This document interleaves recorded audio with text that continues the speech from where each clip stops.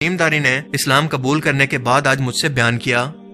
وہ کہتے ہیں کہ میں اپنے جوانی کے دنوں کے اندر اپنے 30 لوگوں کے ساتھ عرب کے مشرق کے اندر سمندری سفر پر تھا کہ اچانک سے موسم خراب ہو گیا۔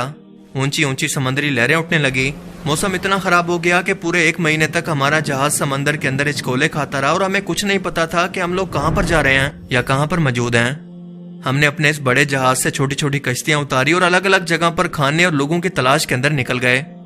میں اپنی کشتی پر بیٹھ کر کچھ لوگوں کے ساتھ ایک جزیرے پر پہنچا جہاں پر ایک عجیب و غریب قسم کے جانور کو ہم نے اپنے سامنے کھڑے دیکھا، جس کا جسم بالوں سے مکمل طور پر بھرا ہوا تھا۔ یہ چیز انسانوں کی طرح باتیں کر سکتی تھی۔ ہم لوگ اسے دیکھ کر ڈر گئے کہ آخر یہ کیا چیز ہے۔ میں نے پوچھا کہ تم کیا بلا ہو؟ اس نے جواب دیا کہ میرا نام ہے جساسا۔ ہم لوگوں نے پوچھا کہ تم کیا چیز ہو؟ اس نے جواب دیا کہ یہ سب باتیں چھوڑو، بلکہ میں تمہیں اپنے مالک سے ملواتا ہوں۔ وہ سامنے جو مندر ہے وہاں پر وہ شخص بڑی شدت سے تمہارا انتظار کر رہا ہے۔ اب اس واقعہ کے اندر اس مندر یعنی بت خانہ کے لفظ کو آپ نے ذہن میں رکھنا ہے۔ تمیم داری کہتے ہیں کہ ہم اس کے پیچھے چلے اور اس مندر کے اندر ایک بہت بڑی جسامت کے شخص کو ہم نے زنجیروں کے اندر بندھا ہوا دیکھا۔ اس سے بڑی جسامت کا شخص ہم نے آج سے پہلے کبھی نہیں دیکھا تھا۔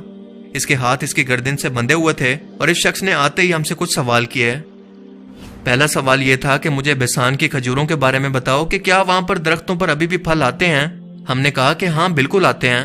وہ کہنے لگا کہ وہاں پر بہت جلد کوئی پھل نہیں ہوگا۔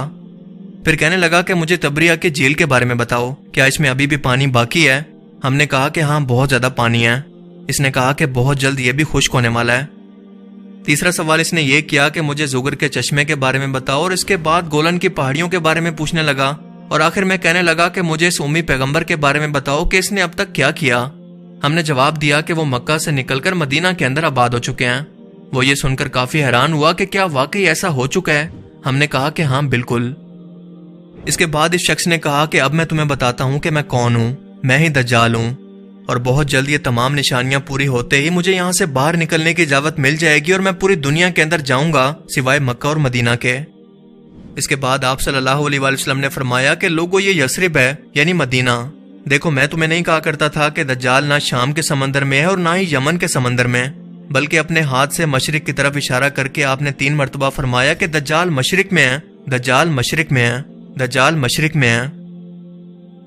اس حدیث مبارکہ کے اندر ہمیں دجال کی ایگزیکٹ لوکیشن کی طرف اشارہ کیا گیا ہے کہ وہ مدینہ کے مشرق کے اندر کسی ویران جزیرے کے اندر قید ہے۔ سو چلیں مدینہ کے مشرق کے اندر تمام اہم ترین جزیروں کی کھوج کرتے ہیں اور اس کے لوکیشن کا پتہ لگانے کی کوشش کرتے ہیں۔ مدینہ کے ساتھ مشہور عربین سی موجود ہے جہاں سے حضرت تمیم داری کا یہ جہاز روانہ ہوا تھا۔ اس سمندر میں 4 اہم ترین جزیرے آتے ہیں۔ انڈیا میں لکشدویپ آئلینڈ، مسیرا آئلینڈ جو کہ عمان میں ہے، سکوٹرا آئلینڈ جو کہ یمن میں ہے،